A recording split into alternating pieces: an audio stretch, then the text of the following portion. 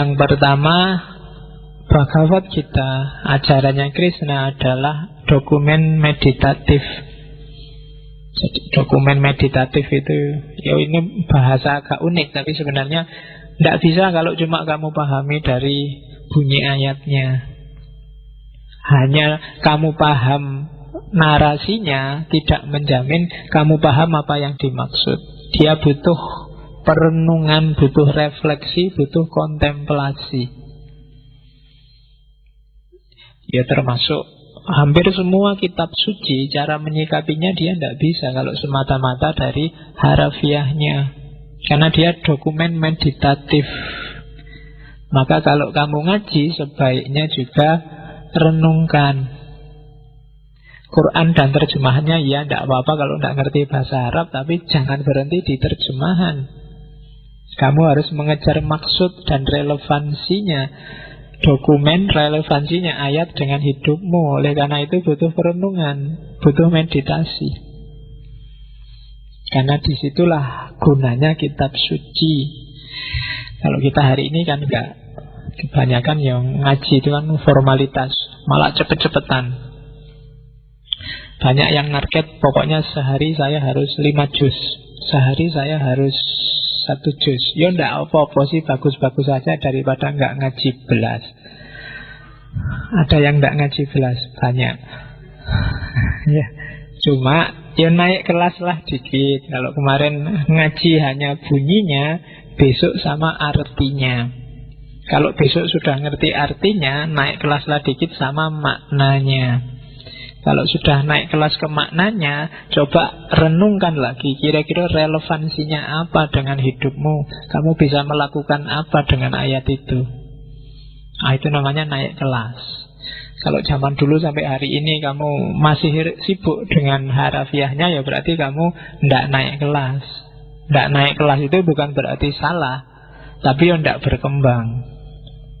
Jadi naik kelas lah dalam urusan ngaji, dalam urusan ibadah. Jangan sampai turun kelas loh ya malahan. Kan banyak yang turun kelas. Kemarin saya hanya ngaji aja Pak, sekarang malah ndak belas. Oh, ya bodoh wae itu jenenge turun kelas. Yang lain nggak naik kelas, kamu malah turun kelas. Oke, jadi Bhagavad Gita itu dokumen meditatif. Terus dialognya memang dialog tentang pertempuran. Cuma konotasi maknanya bisa ditarik untuk kehidupan sehari-hari. Karena kehidupan kita ini kan juga pertempuran. Jihad kecil yang namanya perang fisik dianalogikan sebagai metafor terhadap jihad besar, perang jiwa, peperangan melawan hawa nafsu, melawan hasrat, ambisi, keserakahan, dan lain-lain. Jadi nasihat-nasihatnya Arjuna itu nasihatnya Krishna itu nasihat pada yang mau perang. Tapi sebenarnya itu nasihat untuk bekal hidup pertempuran kita sehari-hari. Itu yang kedua. Sama lah, kan ada hadisnya Nabi yang bilang setelah perang Badar, Nabi bilang kita kembali dari perang kecil menuju perang besar. Itu kan metafornya di situ. Memahami Bhagavad Gita nanti juga begitu, cari relevansinya untuk pertempuranmu sendiri. Setiap orang sebenarnya punya pertempurannya masing-masing. Yang ketiga, metafor Arjuna itu bisa kamu tafsirkan sebagai manusia yang duniawi, manusia yang materi, yang ragu-ragu, yang putus asa, yang punya potensi, punya keberanian, punya potensi untuk tercerahkan. Hidup kita kan semacam ini. Kita punya keraguan, kita punya ketakutan, kita punya keputusasaan, tapi kita juga punya optimisme, punya keberanian, punya pencerahan. Semuanya masih dalam potensi. Mana potensi ini yang keluar tergantung Krishna. Tergantung dimensi spiritualitas, dimensi rohaniyahmu, pikiranmu, mentalmu. Kamu punya potensi untuk sukses, punya potensi untuk kalah, punya potensi untuk putus asa, punya potensi untuk ragu-ragu, untuk tercerahkan. Tapi kamu akan jadi apa? Tergantung siapa pemandumu, siapa Krishnamu. Ya, kamu cari sendiri Krishnamu sopo. Yang kamu jadikan kiblat dalam hidupmu siapa? Makanya saya sering bilang hati-hati milih idola. Oke. Idola saya Nabi Muhammad, Pak. Bagus. Cuma benar nggak? Jangan-jangan hanya di mulut.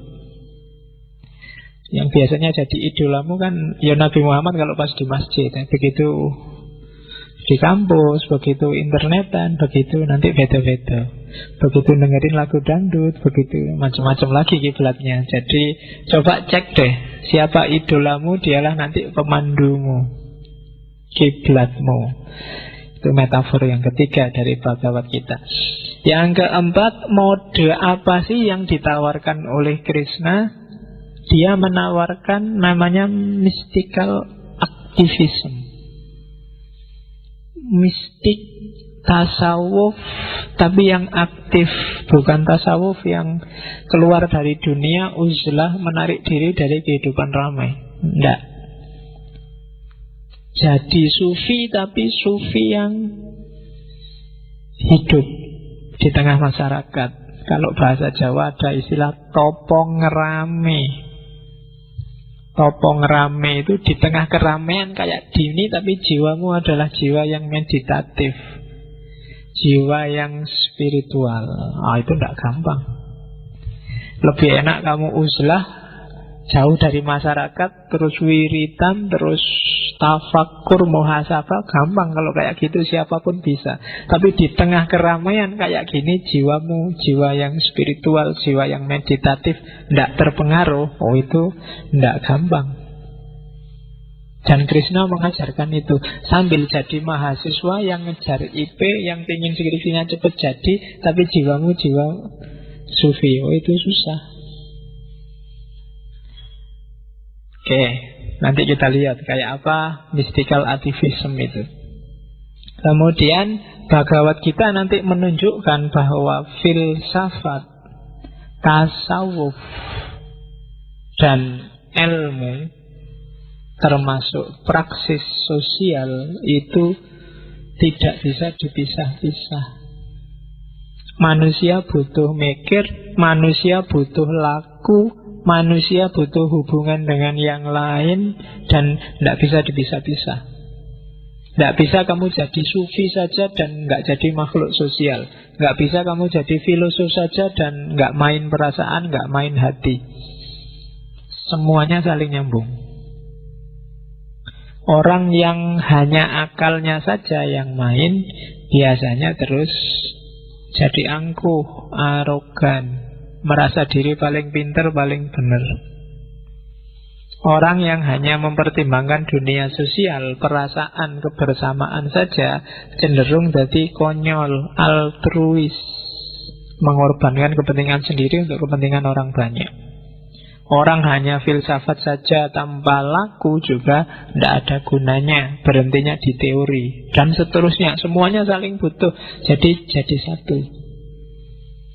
Terus terakhir, mystical activism itu tujuannya apa? Ya lagi-lagi puncak dari semua teori keagamaan mulai Zarathustra, Isa, termasuk Islam itu sebenarnya hanya satu, kembali pada Tuhan. Inna lillahi wa inna ilaihi roji'un. Jadi fokusnya ke situ nanti. Dari Allah kembali ke Allah, dari Tuhan kembali ke Tuhan.